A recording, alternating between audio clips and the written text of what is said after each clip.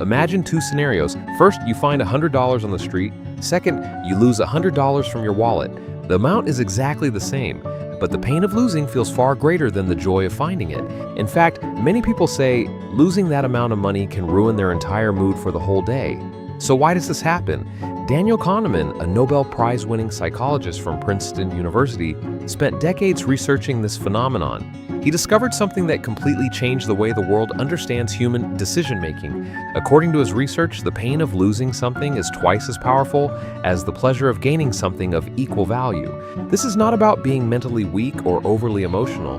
This is something that has been wired deep inside your brain since the day you were born. It's called loss aversion. The human brain is evolutionarily programmed to survive, not to be happy. Our ancestors who were too relaxed in the face of danger didn't make it. Those who were cautious and constantly alert survived and passed on their genes.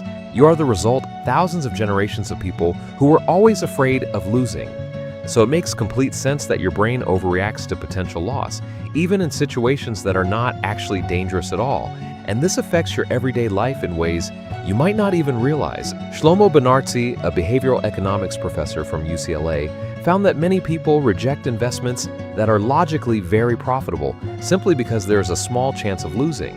They would rather leave their money sitting in a savings account with minimal interest, even one that loses to inflation, than take a risk that is actually very reasonable mathematically, not because they are unintelligent, but because their brain automatically exaggerates the threat of loss far beyond reality. The same pattern shows up in relationships, careers, and even the smallest daily decisions. You stay in a job you don't enjoy because you're afraid of losing the comfort you already have.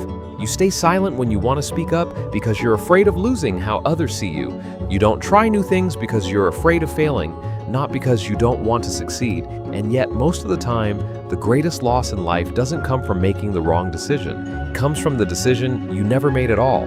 But here is the most important thing you need to understand. Knowing that your brain carries this bias is the first step to not being controlled by it. You can't completely eliminate this instinct, but you can start asking yourself, is this fear based on facts? Or is it just an automatic response from a brain that is still living in the Stone Age?